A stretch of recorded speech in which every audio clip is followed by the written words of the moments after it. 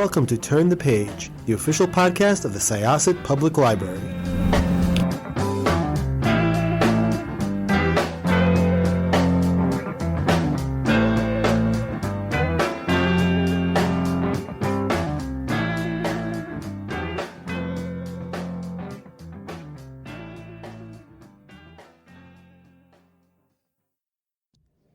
Hi, everybody. Welcome to the latest chapter of Turn the Page, the Syosset Library podcast.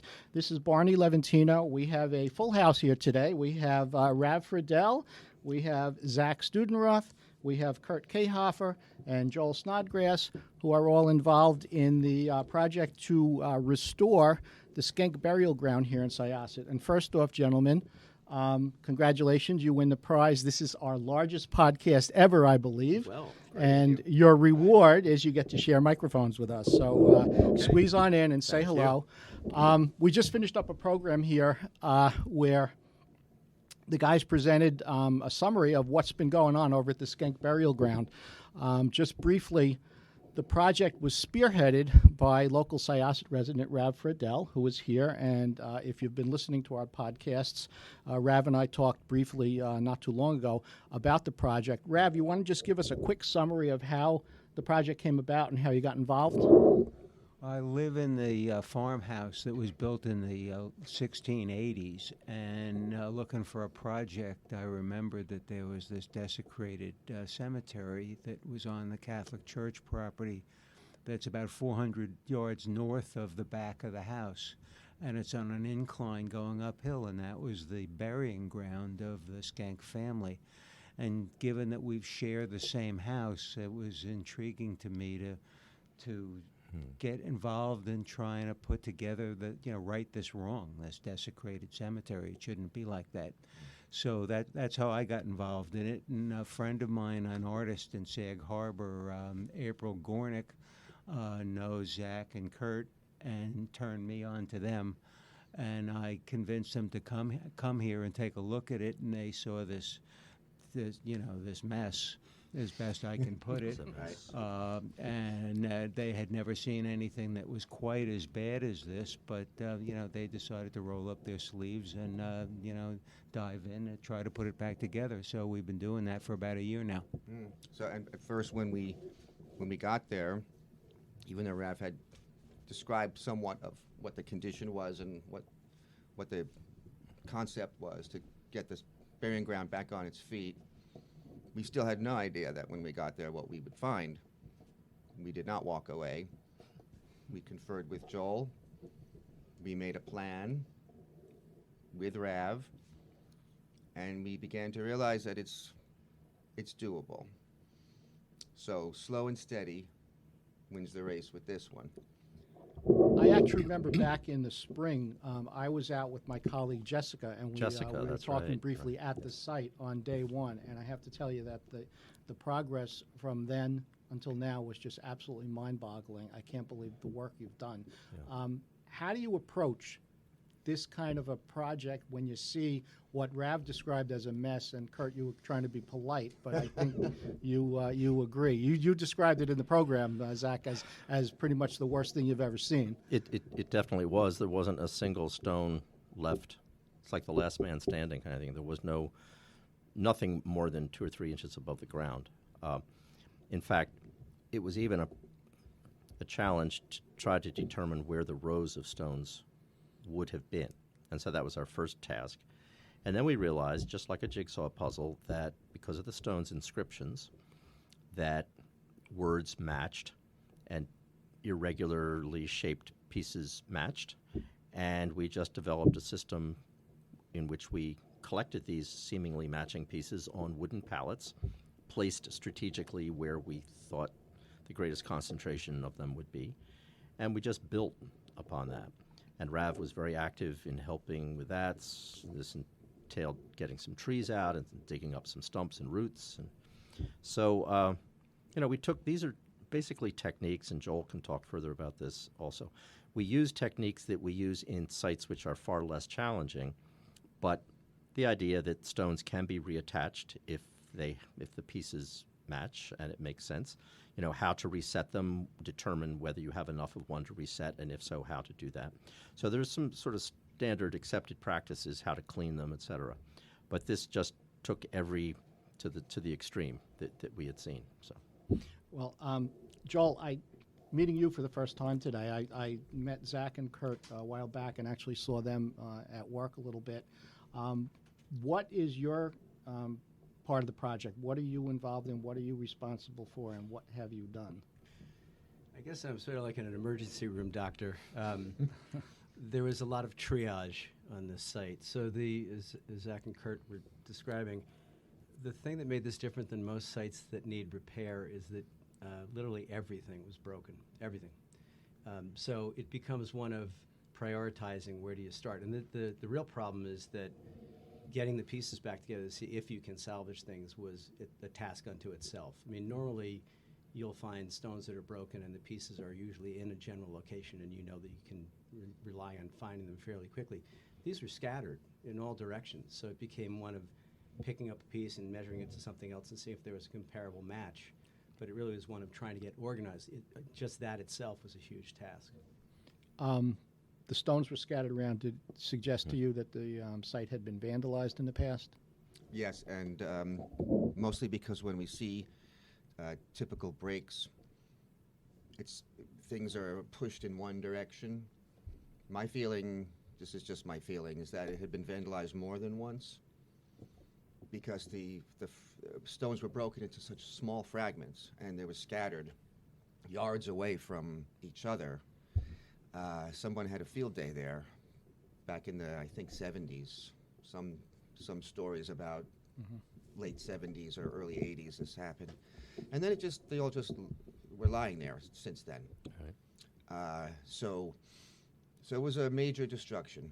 And, well, I always think, you know, what comes around goes around. So whoever decided to mess with this site is going to have some repercussions. They're going to pay the price someday. They huh? will. Yeah. Anyway, we came along, thanks to Rev, and reclaimed it, reversed the negativity that you find when you see a vandalized burying ground or cemetery, and turned it into something positive. No, the photos and the condition that it is now versus where it was when it began is just remarkable. In the course of reconstructing the stones, Joel, when there are pieces missing, what's the technique? I mean, do you take new material and replace things that are missing, or do you just keep the integrity of the original stone and say this part's gone and we're never going to be able to replace it? How do you approach that, or does it depend on? Depends. It's all of the above, really. I think that there are general preservation philosophies that apply to any preservation activity, whether it's buildings or objects, or in this case, burying stones, which is you're trying to retain as much of the original as you can. And you're trying to, if you're doing anything, you're trying to do the least amount necessary to stabilize and trying to be reversible.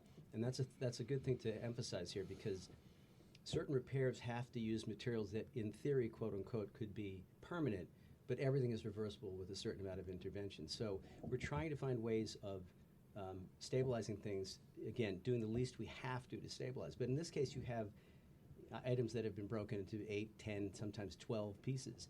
And it means you have to use structural adhesives that are made for this purpose, meaning thin set outside, UV stable, moisture resistant, that kind of thing.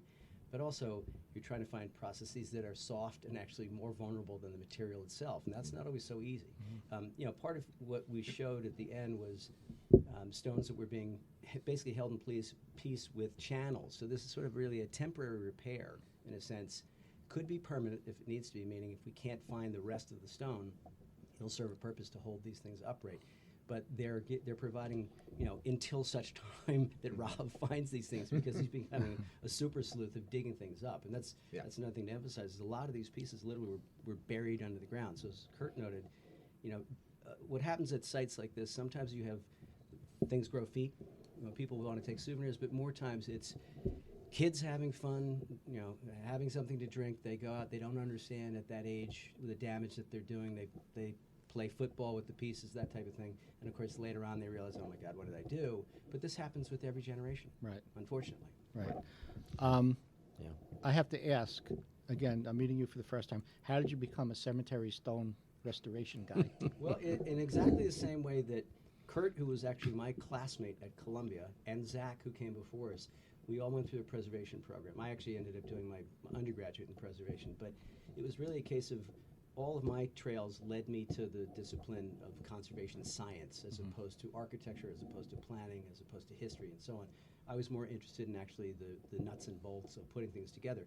The reason why cemeteries, burying grounds, burying stones, became a natural connection to buildings is because they're literally the same materials and they're in the same environment. So they become a natural outgrowth of a study process, of a testing process, and they became hand in hand. You know, the study of cemeteries, or the interest in studying cemeteries, has been around for a very, very long time. The conservation is really coincides with the conservation of buildings in this country. You know, in the course of the program today, I'm looking at the audience as you're speaking, and most of the audience attendees today were people that kind of live locally, and you guys are based further out east, I guess, in Southampton. Right. And I think when people are thinking of old burial grounds, they think more out east. Right. And people in this area are very surprised to learn the number of these burial grounds that exist. I mean, within the town of Oyster Bay, there's 100 plus Yes, of these right. burial grounds. Right, It's a right. real surprise to people. And the other reason being that so many of these are quite small. They were family burial plots that were just as the Schenck burying ground was that Rav discovered and took an interest in, now across the street and behind newer buildings, and so kind of still buried out of sight.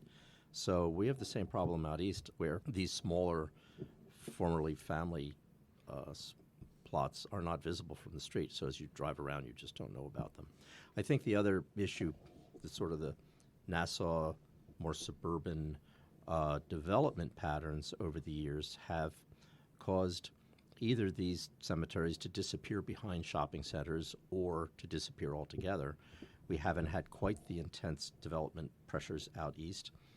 So these are either more visible or have been preserved when they might have been relocated, things of that nature over the years. So, but of course, this area of Long Island has a long history into the 17th century. So, and all of those people passed away. They were all buried.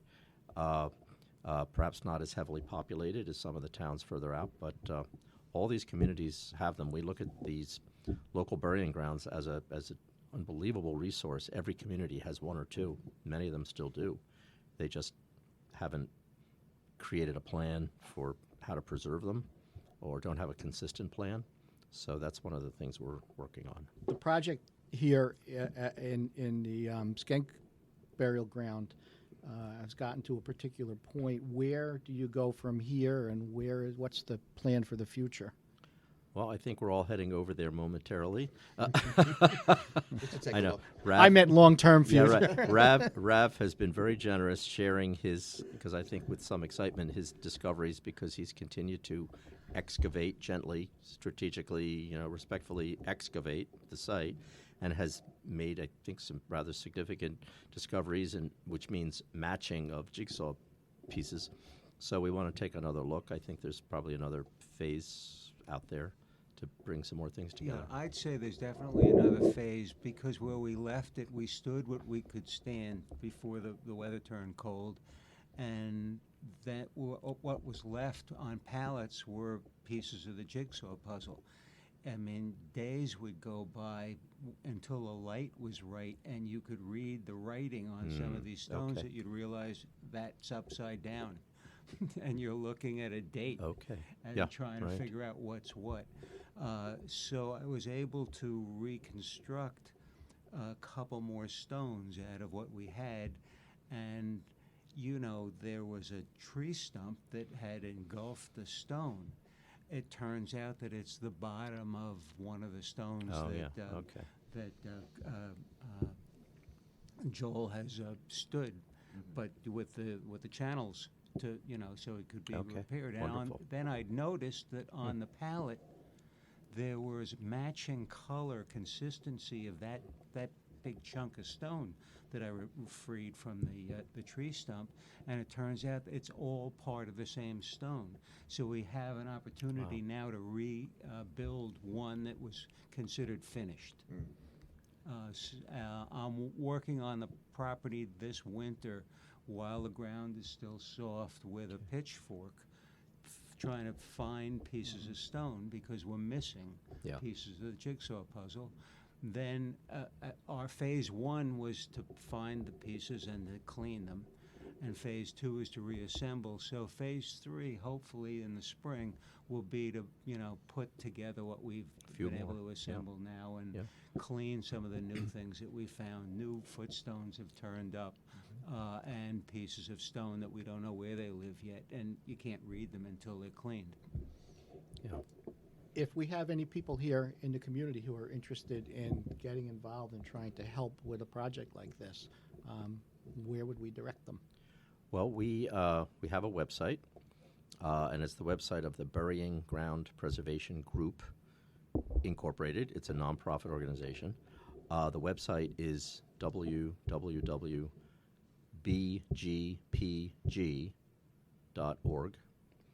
and one part of that site illustrates the kinds of interactive workshops that we can sometimes sponsor at a site which invites people to come and help.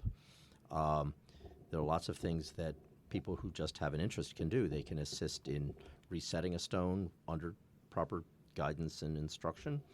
It's always interesting to see Joel and his assistants reattaching stones. That's a higher level, obviously, than the volunteers are capable of doing, but it's always very interesting. So we try to stay active with several projects in the works or planned. And oftentimes, if we're seeking funding from a charitable foundation, hosting a public event, whether it be a tour or a workshop that's interactive, is appealing to funders because it involves the community in a way that they otherwise wouldn't have any direct experience. So that's something we like to provide, and some of that information is on the website. But there's also a few considerations depending on the site location and who owns it and how you access the property. What kinds of, are there technical issues like insurance? But each site has its own set of circumstances which either enable public participation easily or not so easily. Since we don't know what phase 3 or when that's going to start happening, we can't really give a definitive answer to that right now.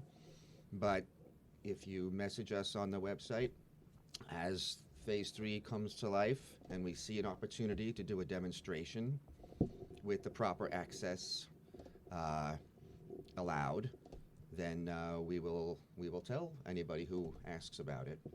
But just wanted to mention, it's just not, we just don't walk onto a site and start picking up a shovel. Yeah, I know, and that sounds fun. A big part of this, which we've done for a long time, is that people are genuinely interested in the subject. And a big part of it is debunking myths or clarifying procedures or what even the purpose of it is. And so we found there's a huge variation in terms of what the public thinks, including some people who say, well, why don't you just replace that with something that's not going to weather? And of course, then it's a case of helping them to understand this is about genealogy just as much as preserving an object. And as Zach pointed out previously, sometimes it's the only record that exists. So it takes on an entirely different quality. The good news is that most people who come to these sites really, really, truly care. And they really want to learn about it, and they're very respectful. But it's always interesting to see that anybody who participates will usually get much more information coming back than they had any idea was there. Right. So that's fun. I will also throw out to people listening, if you have any interest and you want, pardon me, you can always contact me here at the library, and I will get your information and I will get you in touch with the appropriate parties. Gentlemen, I want to thank you all for joining us today, not only for the podcast here today, but also for coming down, doing the program. The work you're doing in restoring these cemeteries and burial grounds is just really phenomenal. It's appreciated. Rav, I've told you this before. We're so glad that this property has fallen into the hands of somebody who really appreciates it and is making the effort to do what needs to be done to keep it for future generations. Gentlemen, thanks so much. Thank you, Barney. Thanks for having us. And with that, we will turn the page on this chapter of the Syosset Library Podcast. Thanks a lot. Thank you. It's time to close this chapter of Turn the Page. Join us for the next episode.